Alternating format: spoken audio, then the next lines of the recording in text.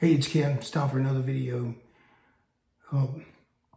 The other day I was watching a video. This guy was talking about 300 blackout, and he said the number one reason that he does not like 300 blackout is because it'll blow up your 5.56 rifle.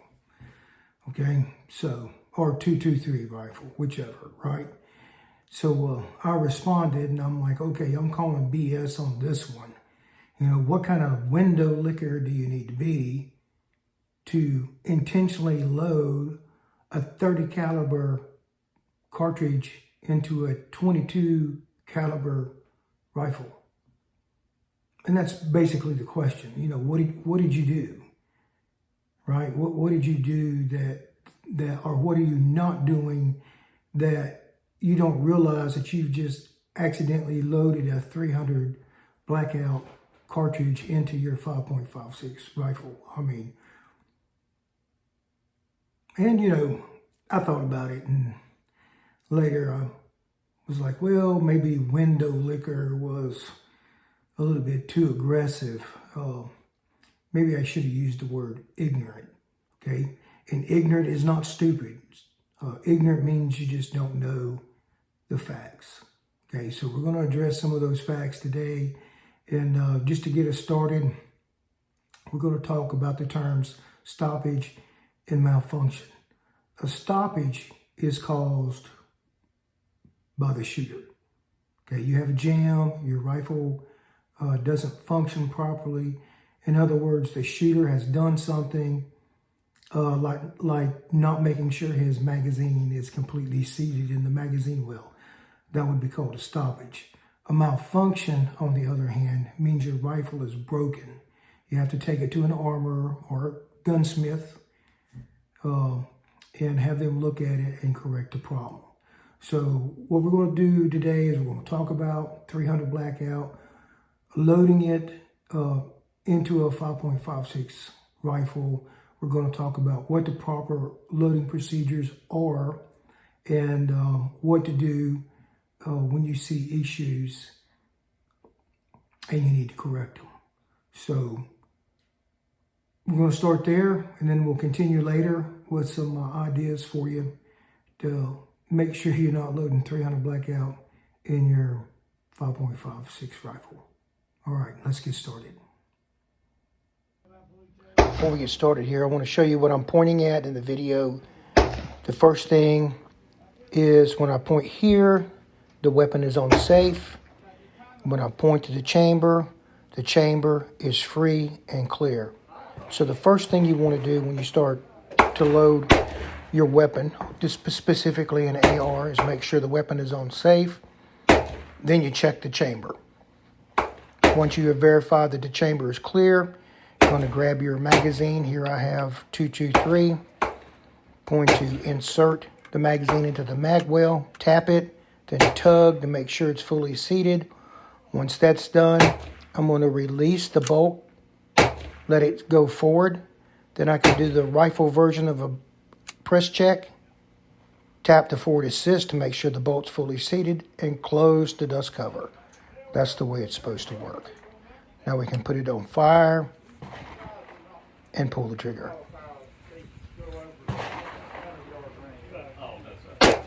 When you're done firing, you can put the weapon on safe. Now here for the 300 blackout, it gets a little crazy. I dropped the camera. So here we go. Same thing. The weapon is on safe. The chamber, I'm verifying the chamber is clear. I get my magazine. There we have 300 blackout. I'm going to insert the magazine into the magazine well, tap it, make sure it's fully seated, let the bolt go home. Now, here we have a problem. See that right there? The bolt is not fully forward. See that right there? Your bolt is not fully forward. That's the number one thing that tells you have a stoppage. Not a malfunction, but a stoppage. At this point, you need to stop what you're doing. Remove the magazine from the weapon. Lock the bolt to the rear and eject the problem that you're having. Unfortunately, I didn't get that in the shot. I was moving the camera around and I didn't notice it. But there you go. That's what you're supposed to do. If you see this after you have loaded your first magazine, you have a serious problem. If you do see these, then what you don't need to do is start striking the forward assist. If this is your very first magazine that you've loaded, whether you're going on patrol or in the combat zone, or if you're out in the range, if this is the first magazine you've loaded and you see this, you have a serious issue and you need to stop, remove the magazine, and pull the charging handle to the rear so you can identify what the issue is. All right, let's talk about why what we've just seen is such a serious issue. This is your bolt carrier group. All right, here's the bolt itself. Now, on the face of the bolt, you will see what is called locking lugs. And the bolt moves inside the bolt carrier group, and then it also moves back out. All right, so here's how this works. When you release the slide, or when you release the bolt, or the gun is firing and the bolt carrier group's functioning like it's supposed to, the bolt moves forward, being moved by the recoil spring. And the first thing that happens is the bolt will strip a cartridge from the magazine and it will move forward into the chamber. Now, what happens? 3 different things happen when it moves forward into the chamber. The first is the extractor, which is located here on the side of the bolt. The extractor will grab the rim of the cartridge. The second thing will happen is the ejector pin on the inside of the bolt will be pushed inward. It will be depressed. And then these locking lugs will connect with the appropriate or the corresponding ports inside the chamber. And as the bolt continues to move forward, if you'll notice, and I'm not sure you're going to be able to see it, the bolt head locks, or the bolt head rotates. Okay, the bolt head rotates, and that is what locks the bolt and the bolt carrier group inside the chamber. All right, so when you see this, if you can see this inside your ejection port, that means the bolt carrier group is not locked in place into the chamber, and you've got a problem. Okay, so what happens when the weapon fires? You will see here there are 2 gas ports. There's another one down here. What happens is the gas enters in to the bolt carrier group from the carrier key, and that forces the bolt backwards. As the first thing that happens is when the bolt is forced backwards, is the bolt face itself unlocks from the chamber. Then after this, the bolt has unlocked from the chamber, the bolt carrier group begins to move to the rear. And when the spent cartridge case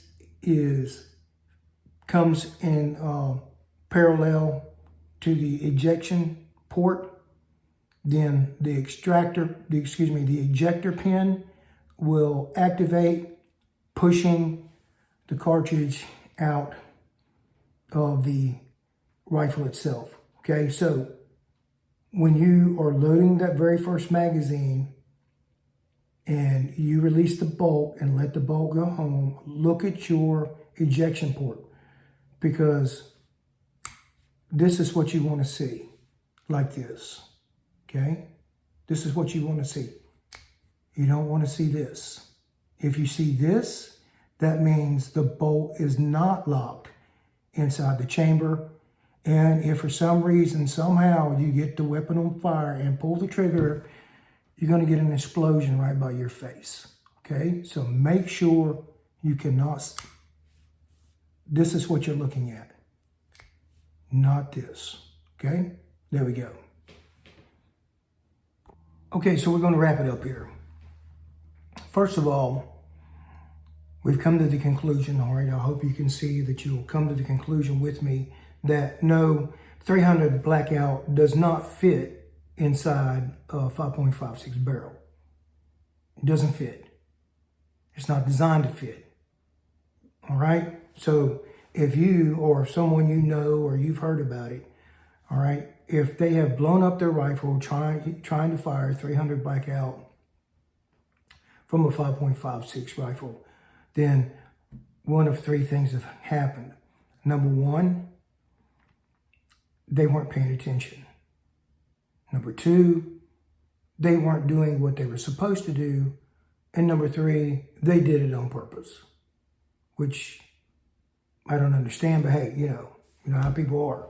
You know the old joke, right? And if you've never heard it, I'm going to tell you to it right now. There's nothing more dangerous than a drunk redneck who says, hey, watch this.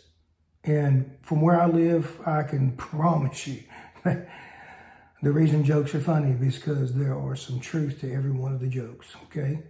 So don't do that. Don't do it on purpose, okay? So I'm going to give you some tips here to make sure you don't try to fire 300 blackout from your 5.56 rifle. If you're at the range, keep your ammo separate. If you're firing a 5.56 rifle, there's no reason to have 300 blackout ammunition on the bench with you. Okay, keep them separate. Number two, color code your magazines. I color code my magazines, okay? It does not matter what the original color of the magazine is. If it's 5.56 or 223, it goes into a green magazine. If I'm firing 300 blackout, it goes into a black magazine. I paint them when necessary to make them look that way. Green is 5.56, black is 300 blackout. Now, I don't care what color you know, if you want to use the color code system, you choose whatever colors that you want to use, okay?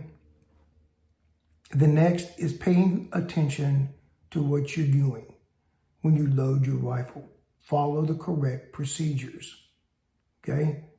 Follow the correct procedures. Don't just automatically think that your rifle is going to function perfectly every time.